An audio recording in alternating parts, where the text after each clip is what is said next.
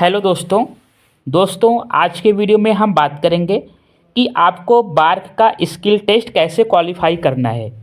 क्योंकि आपको पता होगा कि बार्क ने आईटीआई वाले कैंडिडेट का रिजल्ट जारी कर दिया गया है। अब आप लोगों का स्किल टेस्ट होना बाकी है।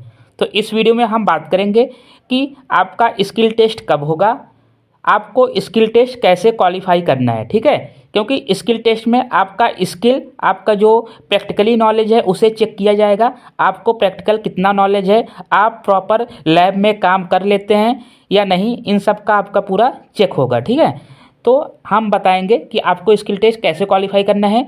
हम बता दें कि मैंने डीआरडीओ का स्किल टेस्ट क्वालिफाई किया हुआ है, तो मुझे प्रॉपर नॉलेज है। जो भी मेरा एक्सपीरियंस है वहाँ पे कैसे होता है, क्या क्या पूछा जाता है, उन सब के बारे में आपके साथ शेयर करेंगे। ठीक है, तो आप वीडियो पूरा देखिएगा। इस वीडियो में हम केवल इलेक्ट्रॉनिक्स मैकेनिक्स वाले कैंडिडेट के लिए बात करेंगे। ठीक है, आइए शुरू करते हैं। सबसे पहले हम बात कर लेते हैं कि स्किल टेस्ट कब होगा। तो देखिए, अभी 12 तारीख को 12 जनवरी को आपका रिजल्ट जारी किया गया है। तो आपका स्किल मान के चलिए कि फरवरी लास्ट में होगा। ठीक है, फरवरी लास्ट में आपका स्किल टेस्ट होगा, या फिर आप मार्च में मान सकते हैं। ठीक है, आपका मार्च में स्किल टेस्ट होगा। ठीक, अब बता दें कि स्किल टेस्ट किस तरह से होता है। स्किल के लिए प्रॉपर दोस्तों 15 दिन 20 दिन समय लगना रहेगा, क्योंकि हर दिन 20 से 30 कैंडिडेट को बुलाया जाता है। ठीक है, मैक्सिमम 50 भी हो सकते हैं, लेकिन 20 से 30 कैंडिडेट को बुलाया जाएगा। आपको वहाँ पे सेंटर पे आपका एडमिट कार्ड प्रॉपर जारी होगा, आपको सेंटर पे जाना रहेगा, वहाँ आपका अटेंडेंस वगैरह होगा, फिर आपको लैब में भेजा जाएगा। ठीक है, तो स्किल टेस्ट में क्या क्या होता है हम उन सब के बारे में बात करेंगे। सबसे पहले बता दें कि यदि आप इलेक्ट्रॉनिक्स मैकेनिक्स आपका ट्रेड है, आपका आईटीआई में इलेक्ट्रॉनिक्स मैकेनिक्स है, तो आपको किसी भी प्रकार की कोई समस्या नहीं होने वाला है। हम आपको पूरा डिटेल में यहाँ पे बताएंगे। ठीक है, इसके अलावा भी यदि कोई आपका डाउट रह जाता है तो उसे आप कमेंट सेक्शन में पूछ सकते हैं। ठीक, देखिए दोस्तों, इलेक्ट्रॉनिक्स मैकेनिक्स आपको पता होगा कि बेसिक आपको क्या क्या नॉलेज होना चाहिए। सबसे इंपॉर्टेंट है आपको मल्टीमीटर के बारे में पता होना चाहिए। ठीक है, मल्टीमीटर बहुत ही इंपॉर्टेंट हो जाता है। आपने शुरू से इस पर काम किया होगा।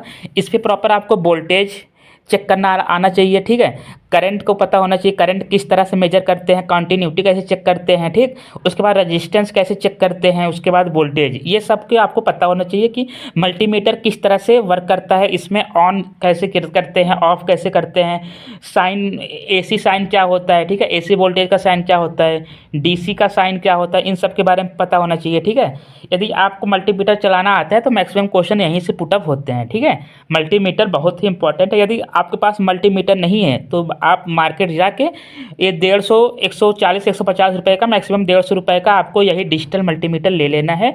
इससे दोस्तों आप इस पर प्रैक्टिस करना है। आपको इस पर रजिस्टेंस हुआ कि 100 ओम का, 200 ओम का, 1 किलो ओम का, ये सब रजिस्टेंस आपको लाना है।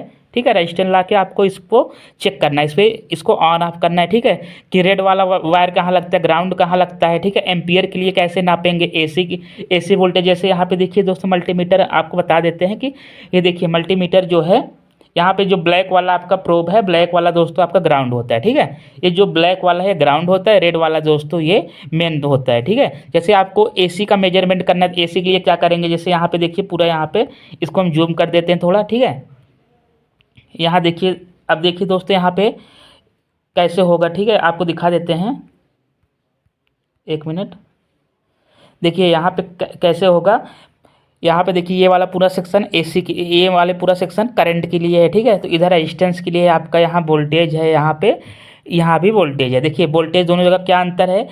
एसी वाला साइन इस तरह से होता है, देखिए यहाँ पॉजिटिव और नेगेटिव साइकिल होता है। डीसी वाला केवल प्लेन होता है, क्योंकि डीसी जो होता है आपका समय के साथ वेरी नहीं करता है। ठीक, तो आपको मल्टीमीटर चलाना बहुत ही इंपॉर्टेंट है, मल्टीमीटर चलाना आपको आना चाहिए।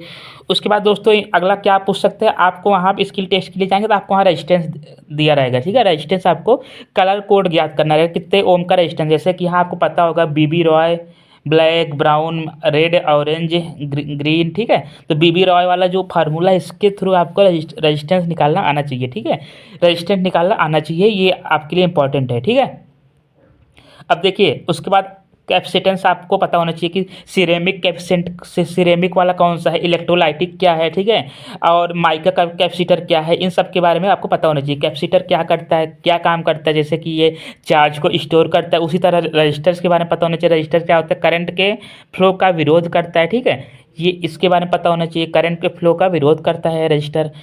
उसके बाद कैपेसिटर क्या होता है, कैपेसिटर आपको पता होना चाहिए। कैपेसिटर क्या करता है कि चार्ज को स्टोर करता है। डीसी कैपेसिटर क्या होता है, एसी कैपेसिटर क्या होता है। डीसी में जैसे कि यहाँ इलेक्ट्रोलाइटिक वगैरह ये सब क्या है, ठीक है। इलेक्ट्रोलाइटिक कैपेसिटर पता होना चाहिए कि दोस्तों इसमें पोलैरिटी होता है, एक पॉजिटिव वाला होता है, एक नेगेटिव वाला होता है, ठीक है। और बाकी जो ये सब सिरेमिक वगैरह होते हैं इसमें पॉजिटिव नेगेटिव कोई नहीं होता, किसी भी तरह से हम कनेक्शन कर सकते हैं, ठीक है। ये आपको पता होना चाहिए। उसके बाद सबसे इम्पोर्टेंट आपको ट्रांजिस्टर आपको पता ही होना चाहिए। ट्रांजिस्टर का पूरा प्रॉपर फंक्शन, पीएनपी ट्रांजिस्टर क्या होता है, पीएनपी क्या होता है, ठीक।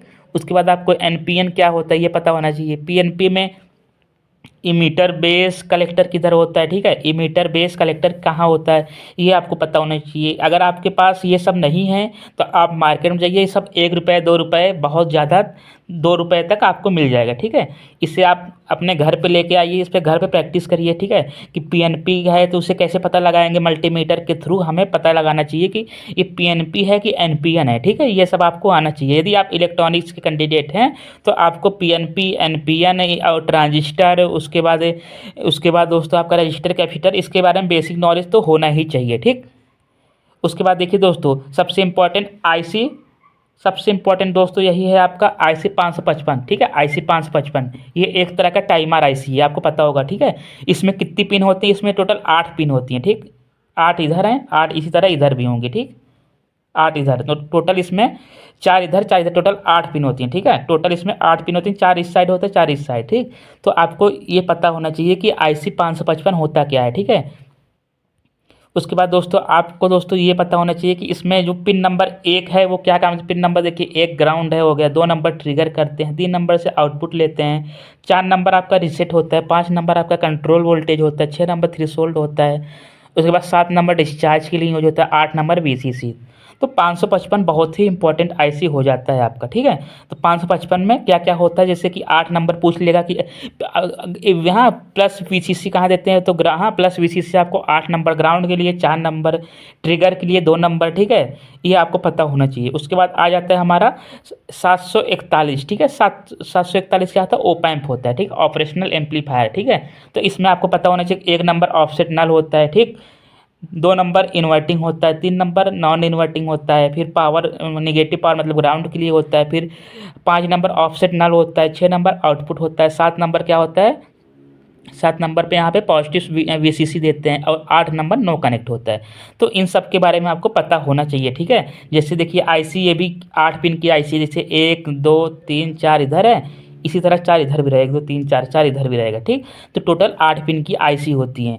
तो ये सब बेसिक आपको पता होना चाहिए। यदि आप इलेक्ट्रॉनिक्स से कैंडिडेट हैं तो आपको ये सब पता होना चाहिए। तो इस वीडियो में हम यहीं तक रखते हैं, अगले वीडियो में बताएंगे कि हमसे डीआरडीओ में क्या क्या पूछा गया था। Thank you for watching.